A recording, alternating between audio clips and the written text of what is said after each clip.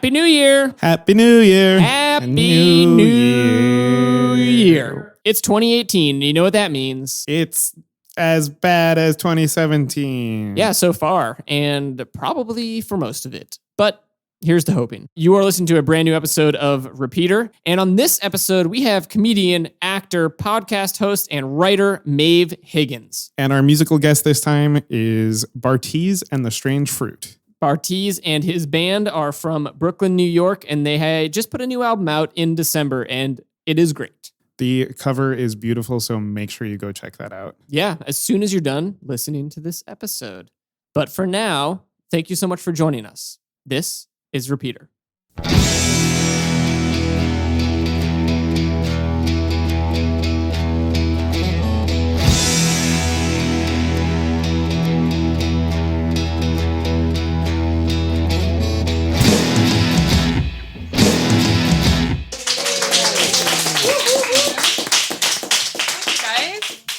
Thank you so much for having me. Thank you for being here. Yeah.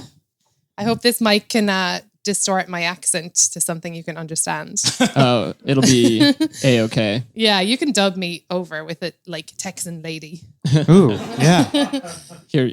I'm just messing with the mic. Sorry. Yeah, want me to move it up? Yeah, you know something else that's very unprofessional? I have some notes on my phone, but I'm charging my phone at the bar. Isn't it such a New York thing? To like not have any power in any way. I think Absolutely. It is. If you need to run to the bar at any point for these notes, that's Maybe. fine. Let's see how we go. But I'm just embarrassed to like talk about my favorite song and like not do it justice. Yeah. Because if I don't have my notes, but let's see. Yeah, Sure. Let's try it. Mm-hmm. I Great. don't remember what my song is. No, I'm just kidding. Well, to start, we Yeah. discussed something we've been listening to recently. Okay. So Pat will start us off with that. Yeah. I am getting in the Christmas spirit by listening to a lot of Sharon Jones and the Dap Kings. She has a wonderful Christmas album. She also has a new album out, which you should all buy, The Soul of Yes. a Woman. It's wonderful. It's so good. And at dinner tonight, I listened to Big Bulbs, which is a wonderful song about big Christmas light bulbs. And it's not an innuendo. Were you having dinner alone? No, that's not a mean question, but I'm just like, I'm always wondering, because when I'm listening to music while I'm having dinner, I'm like, this person won't stop talking. No, I was eating dinner with somebody, and I put on music. I put on Sharon Jones very loud because that's what I wanted to listen to. Are they like really loud chewers or something? Like you were like, I need to blast this. Be careful, Pat. Did you guys have dinner together? No. He was eating with his girlfriend. Yeah, no, it was my girlfriend who is here. Yeah. And no, she doesn't chew Yeah, I loud can hear at her all. eating nachos down the back. I've been listening a lot to the new Julian Baker album, Turn Out the Lights. Lights, I can't remember. And I'll go with the title track as a song that I've been listening to a lot. It's really fantastic. It's kind of a very sad album, but it's one of those albums where I don't know if all the lyrics and content are super sad. I think so much of it is she has a very sad voice. Yeah. And like and tonally, it's just this very like, oh boy, I've like almost cried several times just with that album on to like no specific song. And it's really beautiful. I've never listened to her before. I don't know if anyone here is a fan. So do you think even if she was like singing happy birthday, you'd be like, thank you? I honestly think Julian Baker singing happy birthday would remind me of like my age and the passing of time and the fact that we all die one day. I think that's like her power. She's like a time or no, what's the guy who comes? Grim Reaper. Yeah. She's a very like, small Melodic Grim Reaper. Reaper. I was trying to describe it to Pat a few days ago, and I said like something about these songs, even though I've never heard them before listening to the album. She's able to almost like bring you back to a place in your life. Like it's like instant nostalgia, the way I get when I listen to like dumb music I listened to from high school. It's like the same feeling. And she somehow nails that with a song you've never heard before. Oh, that's amazing. Yeah. So it must be the tone or something, or like, is she the same age as you maybe or something? No, I think she's like significantly younger than me. Oh yeah. Yeah. I don't know. It's I think she has so much emotion in her voice that she's just able to do that. It's funny. So there should be a word for that, right? Like nostalgia for something that you haven't actually experienced. Yeah, that Yourself. sounds like something you would like read online. They have it in Norwegian, but we don't have it in English. Yeah, or like, yeah, what's the most nostalgic? I feel like Ireland is a very nostalgic place, and like we don't even remember half of the stuff that happened, but we're like, oh, the famine or whatever. And it's like, you weren't there. Everything reminds people of the famine. Like, oh, the soccer team lost today. It's like, well. And it's like we're all fine. We eat. What's something that you've been listening to? Oh, I'm just trying to think. Like, I don't really have any album on. Like, right now, I'm listening to A$AP Ferg, like Plain Jane. Do you know that song? I don't know. It's so good, It's really and good. like it just makes me. I'm always like, I'm gonna listen to this in the gym, but like I don't go to the gym. It's like with all the like energy that it gives me, I don't know what to do with it. So yeah, but I really, I think he's so cool. And he's really fun to follow on Instagram too. Like sometimes he just like goes, he went to Liberia and hung out with loads of kids. Like he's like up to something. Like he's a good guy. That's wonderful. Yeah. So anyway, that I think that's his single. And apart from that, I'm trying to think what's on my like Spotify, like that I've actually downloaded. I like these girls from Yemen, but I can't remember their name. I'm making a podcast that's about like immigrants. So it's fun to be in Queens actually. Yeah. Now, and there's this really cool Yemeni girl band, but I can't remember their name. In fact, I was almost going to say, I think they're called Ai Weiwei, but that's a Chinese artist. So I should shut my mouth. Do you think if we Googled Yemeni girl band, we could find Oh, it easily? definitely. They're Great. famous. Like they played here last month or something. Oh, it's wow. awesome. Yeah. Yeah. Very cool. Yeah. Well, what's the song that you wanted to talk to us Oh, about so tonight? as soon as I got your email saying, I think it was about last month, and it was like saying, what's your favorite song? And immediately I thought of White Ferrari by Frank Ocean. Cool. Let's actually listen to a clip of it right now.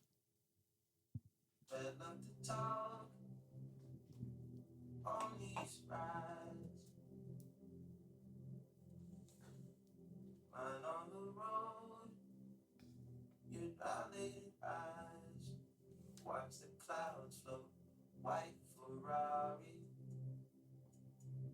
Had a good time. 16 hours I supposed to. I let you out at Central. Yeah, so like I have some kind of Pavlov thing going with this song because I listened to the album Blonde like the entire time I was writing my book. I just finished a book of essays last month, and I had that on. That was the only thing I listened to on repeat. So when I hear this song, I'm like, I should be writing. Like I should be working. It's weird. I only started listening to it again because I knew I was going to talk to you guys about it. That is interesting. We like to try to guess before you tell us exactly why. So we're going to do that first. That's only one reason. That's only one reason. Yeah. Only Great. one reason. Yeah. I can offer one if you Please, don't want I to go need first. time. Great. So you're a comedian in the city, and this song strikes me as one that you'd put on for like the whole commute home late at night. And there's this like visual I have of not being able to hear anything other than the song, but like train cars passing very rapidly and people coming and going, and transitioning from that very bright kind of like subway thing to then like a street where there's like no one almost, but like you walking down and realize, and you're just like coming home and having like left that all behind. That's my guess. I think that's pretty, I mean, it feels like an ending, right? This song feels like it's like the end of something. So I think that makes sense. And definitely like the busy, it is like its own kind of universe with all those weird layers that he has in it. So that makes sense to me. I don't know about the creepy walk home. I certainly can't wear headphones being female. So I just have to do that without Frank. Yeah. Yeah. That was a very cinematic guess, I would say. But the whole album is like a movie. It's amazing. It really is. I think that this song caught you because it reminded you of it was kind of like that nostalgia that you hadn't experienced, word that we haven't made up yet. Maybe it was that. Maybe it was just, it reminded you of a time in your life when you were younger. And well, I honestly was like, this is like when I'm in Los Angeles I cannot drive. I've been to Los Angeles once in my life. But like I feel like he's such a good artist that his experiences like somehow they like meld into yours or something. Yeah. I mean, now I think that I understand his experiences. I'm sure I don't exactly, but I just think whatever he does, whatever way he writes and whatever, I don't know what his magic is, but I am like, I was there. Like, I know what you mean. And like, that's an incredible thing for any artist to manage to do. Yeah, absolutely. Yeah. So what is it? What else is it about this song? So I think like it's funny, you know, when you listen to a song forever, you stop hearing the lyrics and stuff. So I had to like go back and listen to the lyrics. But I was like, before I did that, I was like, it's his voice, right? Like his voice is so sad and melancholic and beautiful in it that I am sort of like, well, he could be saying anything. But then I don't think that's true because I'm sure the words have like sunk into my brain in some way. And like he talks about I think it's like, you know, we have one life and it's beautiful. He says it in a way better way. And he just it does feel like I always think this about Frank Ocean, like he's got like a scope that like normal people don't have, like that he can see something metaphysical. And so that's like what I love about this song too, that I'm just like, oh, there's like something bigger happening and like he knows about it or he's somehow tapped into it and I want to know about it too. That's very cool. Was that during your time of writing? Was that like the first time you were listening to that album? Yeah, because I was obviously waiting for it for a long time. And then and then I was like coming up with a lot of reasons not to write my book. Because if you guys know, if you write or if you probably do anything creative, I don't know why, but like it's really procrastination like attacks. And I don't know why, because I think it's really healthy to be creative. But for some reason I stopped myself. And so I was like kind of watching his journey, right? Because I've been a fan of his forever. And I was like, what's happening to Frank Ocean? Like, is he okay? And like, why won't he write? Or is he writing? Or like, is he being a perfectionist or something? So I was so happy when like he was able to just put it together and, you know, get it down and like commit to it. I mean, I think it's very hard for him. Like I heard about, you know, even the last night he was like changing the album cover and he actually released a couple of different covers. Like he finds it hard to like just make it and let it go. So I was I got my book deal 18 months ago. And then my editor like went on maternity leave and I acted like I also was on maternity leave. Like I was like, oh, good, a nice rest. And then because of this crazy country, she took like 2.5 months maternity leave or something. And then because you know, that's not normal, right? So, but like she had to like work. So she was back and I was like, yikes. And that was around the same time the Blonde came out. And I had read, there's like a Stephen King book called On Writing that I think is useful for anyone who makes anything. And in it, he's like one tip. I actually haven't read his other books, but like in it, one tip he says is like, listen to really loud music and that will like drown out your like nasty editor brain that's telling you like, shut up, you're useless, this is bad. Because like the music will like take out that top layer. I was like, I'll try anything. But and he listens to like tons of like, he just said like rock bands. I don't really know what that means, like rock bands. But I was like, I love Frank Ocean, I'll try and listen to that. And so that's what worked for me and helped me to write. Yeah, that's great. And I can see this album working a lot better than a rock band because of how ambient it is. And like, I find it very soothing. Yeah. So. Yeah. So like if you're anxious or if you're trying to like tap into something that's not just like the top layer of your brain that's always like, oh wait, you're supposed to get poop bags for the dog. And like, oh, remember, you're a total fool. Like all this stuff, like all that stuff. Like what the feeling I had when I would put on my headphones and put on that album was like sinking. I was like, okay, now I'm like sinking and now I can like access whatever's underneath and try and get that out. One kind of like fun affect of this album is after listening to it a number of times, you can kind of just like let it fade to the back a little bit. Yeah. Except then I think it's the solo reprise comes on and it's like this part where I like immediately then listen to it's short and I just listen to that and it's like kind of like you can like bob to it and but it's like this thing that like it like grabs my attention again and puts me back into it for a minute. And then I go back to like relaxing in a fun way. Right. And I think that sometimes like White Ferrari, there's like, I can't remember the track listing exactly, but like the 2 tracks in front of that were a bit noisy, or I'd be like, oh, I'm listening to something. And then White Ferrari, it's at about the 50-minute mark maybe. Mhm. And that would like send me back under again. And that was always really helpful. Yeah. You said you've been waiting for this album for quite a while. Is this would you say that this sort of album is like very much in your wheelhouse of what you like to listen to, generally speaking? I mean, I like soul music and R&B, I guess. I mean, who else is he like, do you think? I mean, I don't want to like pigeonhole him or anything. Right. But there's a lot of like, contemporary R&B or like Channel neo Orange. R&B. Like, I loved Channel Orange, and then I guess there was some, like Miguel and stuff came along, but it never like filled that like gap that Frank Ocean. Like, I don't know who else is like him really. Yeah. He's number one. Yeah. For sure. Yeah, definitely. I mean, the album wise, and I felt like Solange's album was a little like had some of the same stuff for me. Like, it was like a whole experience that you could kind of like see and feel as you were listening to the whole thing. But I don't know if you can really compare them. Right. Yeah. They're different. Guys, they're different. They're different. Okay. They're very different. Certainly there seems to be there's a wave going through R&B of like spoken word tracks on the albums. I don't know if that's been around for super long, but it seems to be on like every prominent R&B album of the last couple of years, which is kind of cool. I like that too.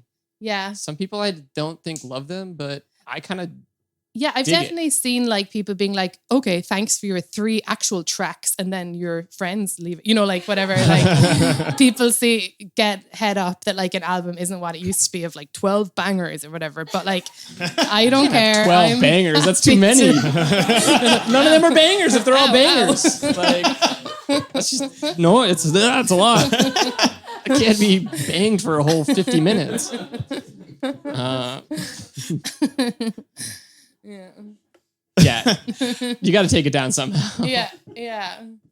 But I have no complaints about that. Like, I don't have any complaints about like, oh, it feels more like a experience than an album or whatever. Like, I'm like so happy.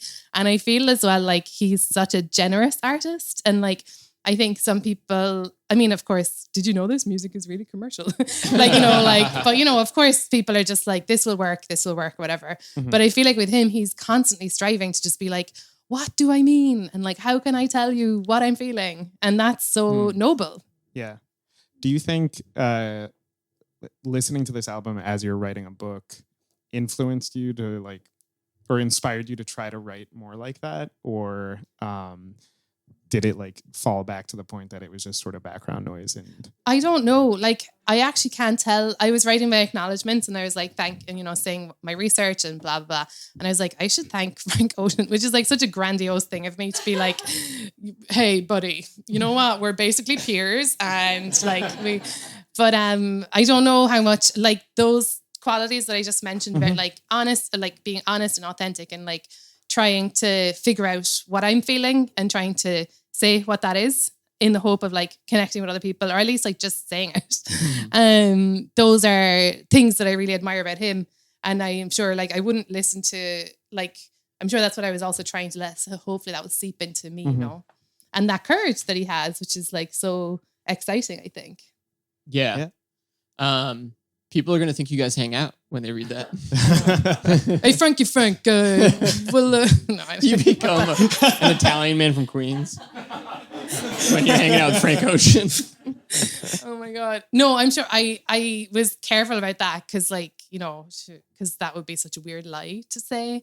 But I was just like, I like reading acknowledgements of other books. And like, I was glad that Stephen King like said that to other writers because it really helped me. So I was like, I'll just mention that. But it wasn't to be like, we're similar, like we're very, if you break it down into like whatever, like I'm like an Irish woman, white woman, immigrant, like he's like American man, black man, gay man. Like we're so different. So like, but I also think that's like the cool thing about music, right? And about art that like, I'll never meet him or anything, but I'm just like, like, I get it. I think I get it. Like, thank you so much. He's just like helped me so much. Yeah, for sure. I mean, that is one of my very favorite things about music is that I do think it can give you that, I'll never like understand someone that's different from me truly, but it gives you at least a taste of their perspective, and tries to put you, good music, lyrical stuff. It's like it tries to put you in their shoes for a moment or for 3 minutes or whatever it happens to be. And I find that to be very special, and Yeah, and I mean, he talked about this song, White Ferrari, like being kind of inspired by, like, he talked about the Beatles' influence on it from their track Here, There, and Everywhere, which is like also a gorgeous song with all these like cool harmonies. So, like, I think that's, like that's a cool trail to follow too, that he was like looking back at them, and then like other artists are going to look to him, and like all these different like little things will bubble up in different people. Yeah, it kind of like levels up as you go back, you can, because then who knows, somebody might maybe has never heard that Beatles song, and they read something like that and they're obsessed with him, and so then they go and listen to that, and that might be like their introduction to the Beatles, and who knows what that, if that person's an artist themselves, who knows what they get out of that experience, right? Which is also like this very, like this beautiful thing of passing down artistic qualities. Right. Yeah, definitely. What is your book about? Oh, I mean, it's essays about immigration, about my life. It's kind of memoristic, and it's funny as well, which is like, like cool. Kind of like listening to Frank Ocean, and like also the year that we've had, right? Like it's like it's kind of an odd time to be like, oh, I'm going to tickle you all individually, like, but I actually do think there's like a place for humor still. And yeah, so I'm a comic too. And like, everyone's like, oh, the sad clown, like the secretly sad clown or whatever. And I used to always be like, not me. I'm actually happy all of the time. So thanks. But now like all these like scientific studies have come out where they're like, comedy brains are prone to tragedy. Like, they're like, there's a very fine line between like being, like, I don't know what it is, but basically I'm okay now with like the darker sides of me, and like the parts where I go lower, because I used to pretend they weren't there. And like now I'm like, oh, it's fine. And that's another thing with like music that I think can access parts like comedy like can't really do for me. Yeah. For sure. I see him perform a lot of comedy, and that's like often the one thing that's missing is like, oh, we're laughing every night. It's so fun. Oh, this is so great. And there are times where I can tell maybe like I'm listening to a song or an album, or I go see like a movie maybe, or a play, and so it'll just like all the emotion will just like come forward all of a sudden. I'm like, yeah, because I'm like hungry for it, because comedy can only do so much lots of times. I sort of think it can do everything, but like, it can. Like, it's the type of thing where like there's a place for oscillating. Very rarely. Like, I think if, say, like when speaking politically, I'm like not waiting around for comedy to save us, because I think comedy is like not able to step up, and like we're not brave enough. But like with musicians, I'm like, I think they could do it. Yeah. I think they could do it. Yeah, I think there's more capability there. Yeah. I mean, when you're going to a place and, spending all night laughing, and that's great. But when you're pushing down like the darker stuff and like the stuff that requires conflict, it gets tough to do with comedy, because comedy is sitting up here and, just talking to a crowd of people, and then, maybe not inspiring people to go out, and, or like, it depends how many people are in the room or whatever. But I think music has like a chance to sort of catch on like a brush fire. Because like something like Frank Ocean, where it's an experience that I can't understand, I can listen to it, enjoy it. It can connect with you, even if it isn't your perspective. And I think a lot of the time comedy is just, it's one person on stage trying to do something political, but I don't know that that's got the same momentum behind it. Yeah, it just doesn't have like the same, I think, maybe personal connection. Also, like if you're, it's so self-congratulatory. I feel like comedy, like with like the Colbert Show or whatever, and they're like, we're speaking truth to power. It's like, but you're not really, like, you're actually very safe. And like when, and also where were you when all this was happening? Like, you helped actually. Yeah. And even like when the Emmys was on, and like Sean Spicer came out and Colbert was Yeah. like laughing, I was just like, goodbye. Like, you guys are losers. And then with things like, say, like take Frank Ocean, like I definitely can't speak for him politically, but I feel like his own life, right? Like coming out as a gay man in like hip hop, which was like, you know, for so long, like that, I'm sure that was not an easy thing to do, you know, and like just the way he, like he doesn't need to be overt about it. Like he doesn't need to come out and be like, I support so-and-so. Just like his existence is like really kind of amazing and like inspirational, I think. Yeah. Oh yeah, I think so. Is your book, do you feel like a lot of those essays are similar to the things that you address on your podcast? Yeah, well, I have an immigration podcast. So my book is more, that was where immigrants like tell their own story. Like I host it, but it's like each week is about a different immigrant. So my book is more like my perspective. Yeah. That was me, like, you know, I guess, I don't know what the word is, hosting. Yeah, but my book is more like, this is what I think. Which again is like, you can, like, that thing I think about like Frank Ocean politics, like he's just using his voice. Like he's just being like very insistently himself. And like, that's actually really powerful. Now, I'm not saying as a white person, that's what I have to do too. Like it makes me kind of laugh when it's like, when white people are like, I gotta take some time for self-care. Cause it's like, not yet. Like you just started. Like you just started. But yeah, so, but I do think that the more it happens that like women and like minorities like are able to just be like, oh, this is me. Like this is actually me. Then things will change. Yeah. Yeah. Well, I think your show is so great because you are able to host the show that's bringing to light a lot of things that, you know, probably aren't being covered in a lot of other media. And if they are, they're being covered more as news items, I think.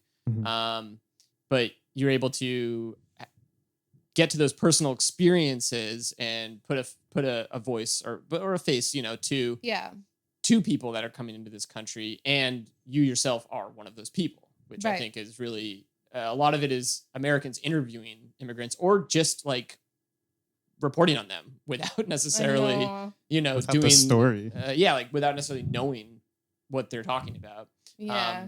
A lot of it ends up being data or something like that, you know, rather than a face to the story or face to the policy that we're voting on or hearing or whatever. And, and your show does it in a way I think that is also like, it's very fun to listen to. And thank you. And yeah, it kind of is just like, it's a really great experience to be like, oh yeah, that is it's a person in my city, maybe, you know? And yeah. I mean, it's so my great. guest who is Syrian, Zaza, he lives like in Astoria and he like, I can't remember the exact timing, but I feel like, well, the Muslim ban was January, right? I interviewed him at the start and the initial Muslim ban was a complete ban on all Syrian refugees forever. Like, whereas the other 7 countries, I think it was a 3-month stay. So anyway, I had just talked to Zaza, who's like, Mohammed Zaza is his name, but like there's like 500 Mohammeds in his class or whatever. So he just goes by Zaza and he, not in his class, in his company, but yeah, like he's just, you know, he's like a dad and like he's trying to quit smoking and like, you know, it's funny when but he doesn't want to quit smoking because he'll put on weight, you know, like he's just like this guy, he's just like a lovely guy. And so who had a horrible thing happen, which is like his country descend into civil war because of their psycho leader. So it is crazy, right? To see like Syrian refugees and then it's like, oh, you're talking about Zaza, like in his 1-year-old who's like waits for him to come home and like waits by the lift for him, the elevator, you know. Yes, we got it. Yeah.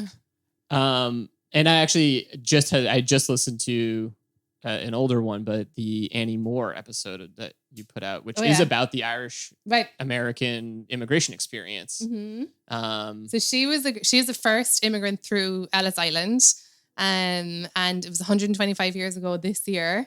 She came through. She was 17 and she had her 2 little brothers with her. So she was undocumented, unaccompanied minor. And she, with 2 other little ones, and like left from my hometown in Cobh in Ireland and like was welcomed here because they wanted like, fresh white immigrants who were kind of Judeo-Christian. Mhm. So she didn't need papers. She was, they were delighted with her. Yeah, it was something about up until that point, what people were like. She was like the first person that even dealt with the process of immigration. Is that right? Like, Yeah. So, well, not exactly, but Okay. like close. They were starting to get really bureaucratic at that point. But there was already a lot of laws in place, like the Asian Exclusion Act was already in already place. there. So if you were Chinese, like you just could not get in. So they had a few. But like for Europeans, like they were like, oh my God, do you have scurvy? No, come in. Like, please. And I mean, not that it was like a bed of roses for her. Like she still Sure. just ended up in the tenements all her Yeah. life and like had 11 children and like 5 of them died. And, like she had a really rough time, but it was interesting to see her immigration story. And then because she left from my hometown, I was like drawing parallels and like, I also like didn't really have any skills when I moved here, but I was able to get like, I mean, I do comedy. So like, but I was able to get like a special visa. Sure. Whereas if I was obviously like Iranian Iran is a tricky one, but like if I was, from the Sudan or something, forget it. Like, Sudanese girl being like, hey, I do like stand up and it's kind of observational, gentle stuff. Can I? They'd be like, fuck off. Sorry. No. I mean, I find it so interesting just because, at least my perspective, I grew up around here, and it's just not something that when I was growing up we thought of. Like, when my ancestors came over, they came over and we were fine. Like my family's still here, and that's great. And Where do they come from? Italy and Ireland. Okay. So my grandfather came over from Sicily in the early 1900s, and then my great grandmother came over from Ireland, 1840, something like that. Oh, right when the famine. Yeah, Yeah. that's why they See? came here. Hey, look at you now, kid. But it's so interesting to me because I feel like because we are American, we don't have the perspective of what it's the desire to be here. Right. Like to come to here. But that feels, I mean, that's like always a thing. I get it, right? Like, Mohsin Hamid, he's like a really good writer. He wrote Exit West, was like the cool book at the moment. And it is a really cool book. But like he talks a lot about, he's like Pakistani and he talks a lot about how America is when you're in America and then there's another America. And when you're outside of America. And the difference is so wild. Like if you travel outside of America and you say you're American to people, it means all sorts of things. It could be like, oh, they're the most aggressive superpower in the world and they ruined my country again. Or like it could be like, that's where I really want to go. Like there's such dissociation that happens when you've been here for a generation or two. Yeah. Like Trump's mother came through Ellis Island. Yeah. Obama's father was an immigrant, right? And he deported more people than the previous 3 presidents. So like, it is a very odd thing that happened. I mean, maybe it's not odd, right? Like if you're bullied, you'll be a bully. Like it could be that straightforward. But I feel like it's something about capitalism where you're just like, I gotta keep hold of it. I can't share. Yeah, I think it's a real fear-based thing, it feels like, which sucks a lot. Hey, you should be a politician, man. I'm not helping anything. No, it's cool that you guys are even talking about it. Yeah. Yeah, I mean, I also think a lot of that is because we grew up with like this idea of the American dream being like pull yourself up by your bootstraps, and then because like when our grandparents came here, like they had nothing and then they built it up to something. But I mean, and it's that's like, what like Mike Pence just gave this big speech to like the Latino business leaders or whatever. And it made me sick because he was like, my grandfather came from Ireland. He's big into his Irish heritage. Sure. And he worked as a bus driver and he was in the unions, blah, blah, in the 1920s in Chicago. It wasn't easy, but look what we did. And he came over legally. If you look into Pence's family history, like the unions were like shut off to Black people in Chicago at that time. So like he's got a leg up. yeah. Do you know what I mean? So Yeah. and also he didn't need papers. He came in at a time when it was like, you could just be like healthy and white and you would get in. And also he had like all the Irish like establishment basically in Chicago to help him. So I just felt like that was very dishonest. Yeah, it is. It is. That was something I think I heard on your an episode of your show. It might have been the Annie Moore episode, but talking about this idea that people now, like especially like white politicians, tend to say like, well, our ancestors, it was really, really hard for them, Right. and they like worked so hard, and they did it. Right. So that's what everyone should have to do when they come to this country. But also, it's like, wasn't there slaves? Didn't you also have? There were. Didn't you have some help that you And maybe also, I I think like maybe you had made this point previously, but like we're also like way better at shit now. Like Right. it doesn't have to be so hard. Like Yeah. jobs are much easier. Do you know what it took to like print a news article back in the day, and now like Yeah. you just someone types it and it goes to the internet and everyone has it. right. Like you don't need as much hardship in our country as you did like 125 years ago. Right. It could just be easier for everyone. I mean, yeah, totally. That's so funny. But also, if you look at who is doing like some of the physical labor that can Mhm. only like oranges, they haven't designed a way to get oranges off the tree except for like people. Yeah. So Yeah. like there is still, a lot of graft that happens in Yes. some parts of the country. And that is largely like migrant laborers, Mhm. But yeah, it's not like, I don't know what Trump's mother did. Like she was just like a 19-year-old who like came over, and no shame in it, but she was looking for a husband, like, and she got one. She got a rich husband, and then that's Yeah. So he has no claim to say like, oh my, Well, when I heard that too, of him like talking about it, right? Like, Yeah. oh, my mother was from Scotland. She's from here. Da, da. yeah, I'm like, yeah, man. Like, if I'm thinking of like who your dad was, he probably like wanted someone that he could exploit that power dynamic, like Yeah. like somebody that needed him, right, in their life. right, And I'm like, so I don't think he has like a proud history yeah, of his mother being Scottish or something. You know what I mean? Like you have a proud history of your dad being a piece of shit. yeah. That's true. I wonder about the age gap and stuff. And she was like a domestic, I think. Yeah, it's true. But also, I just remembered he's also married to an immigrant, which is like very downplayed always. I feel like if the first lady is from a different country, that could be like a fun way to talk about immigration Yeah. and like the links between, is she Latvian? I don't know. Anyone know? That's so, was she Lithuanian? Slovenian, Slovenian. sorry. Okay. Oh my God. See, I didn't even know. And she's like our first lady. Yeah. But God like- bless Slovenia. yeah, I don't know. I mean, having them talk about it would just, highlight the irony of everything that they're trying to do. I know. I Yeah. think so. Yeah. No, I'm not expecting like a big, like, sit down, like, kumbaya. Like, I just remembered my wife is an immigrant. I'm not going to build that wall. Guys. I think that wishful thinking is a great place to stop. Right. Let's leave it on that note. Maeve, thank you so much for Yeah, joining thank us. you. It That was great. So Everyone give it fun. up. Thank you. Yeah. Thank you. Thanks, guys. All right, folks, if you want to hear Bartees and the Strange Fruit cover White Ferrari, head on over to repeater.show where it's available to stream. And you absolutely should do that. And maybe you just did. Either way, we're going to get back to the show. This song's called I Don't Know.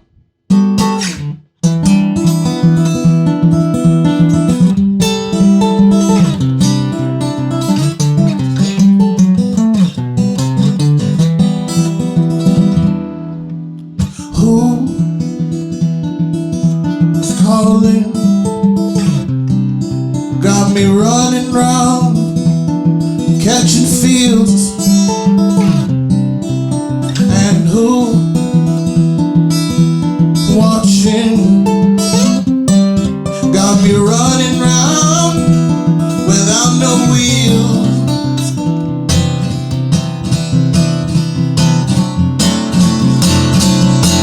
If I would've met you, I wouldn't work no fields.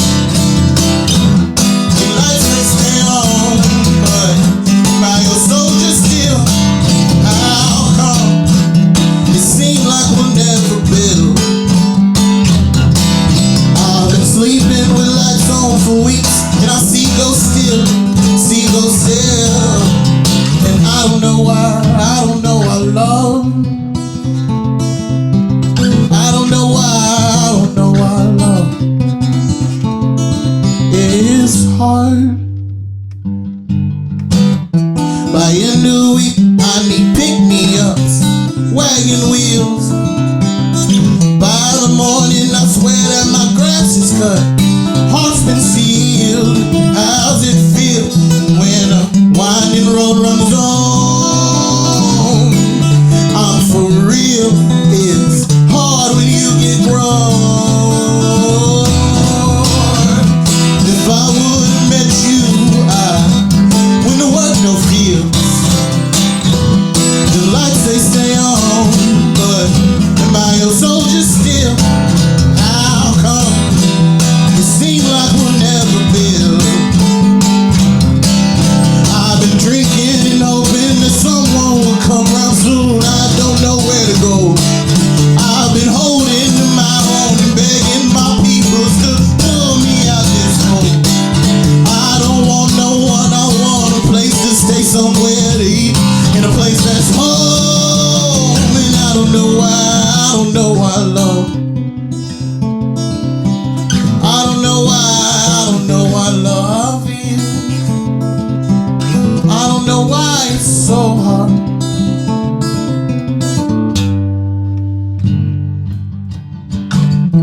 And what I'd do if someone ever came up on you. Use my body and I'd use my crew to do whatever I needed to. Nothing thinks, nothing moves ever since you came through. And I don't know why love is. I don't know why love is. I don't know why it's so hard. That's one. Thanks. And that is that's track 5 on the record. Yep, that's one more.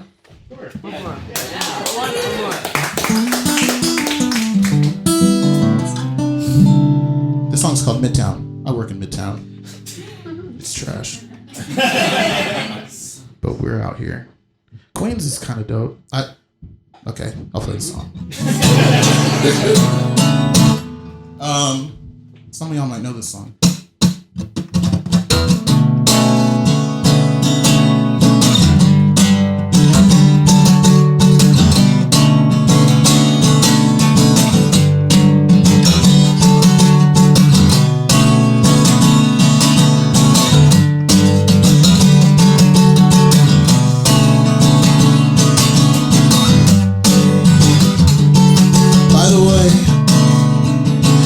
Tell you that there's no school when you're drowning.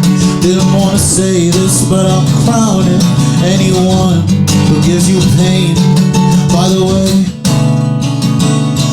this is for who the ruler should be. I swear that he ain't me. It's all cause I tried. But I hate it, I hate it, I hate it, I hate it, I hate it all. Midtown, right? Oh yes, I hate it all. Hate it, I hate it, I hate it, I hate it, I hate it all. Oh yes, I hate it all.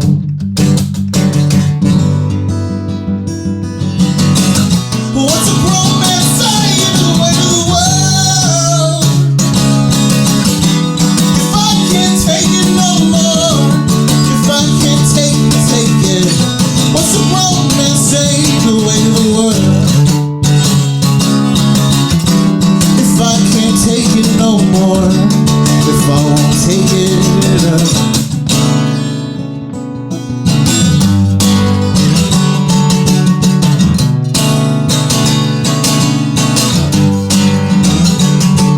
By the way, they wanna put me in a backseat like I should be. Cops don't understand me cause I'm black B. They don't give me, I get trial. By the way, this is for who the ruler should be. I swear that he ain't me. It's all cause I tried.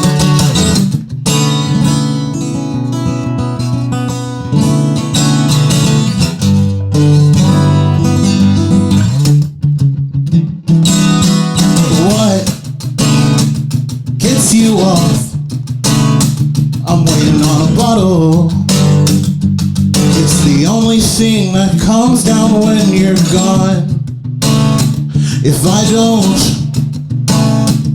get another bottle, it'll be the only thing that comes down. What's a grown man say to the weight of the world? If I can't take it no more, if I can't take it, take it. What's a grown man say to the weight of the world? If I can't take it no more, if I won't take it, take it.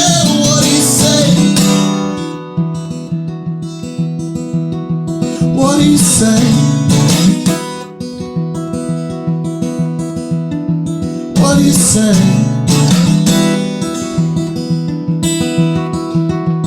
What do you say?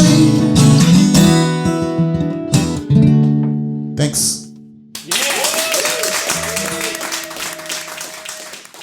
To keep up with Maeve, check out maevehiggins.com and follow her on Twitter at Maeve in America.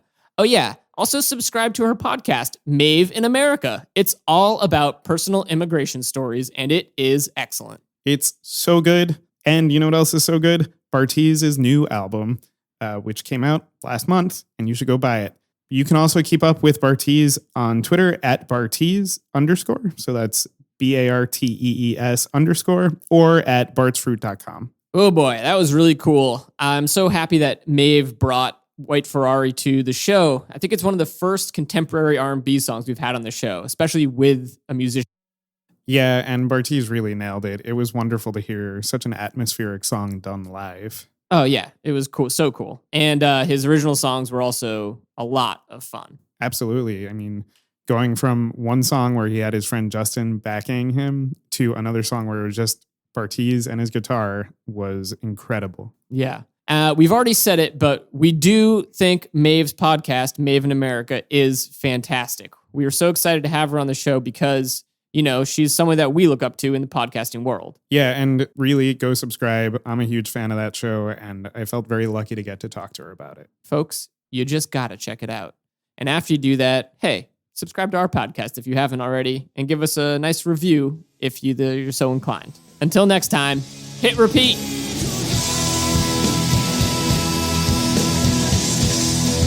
Repeater is hosted by Evan Ford Barden and Patrick Cartelli at QED in Astoria, Queens, a place to show and tell. Find out more at QEDAstoria.com. Our show is supported in part by Hi-Fi Records and Cafe in Astoria. Visit them from wherever you are at hi-fi-records.com. Editing by Stephen Garvey. Theme music by the Sun Lions. Everything else by Love Nest Productions. Welcome to Repeater.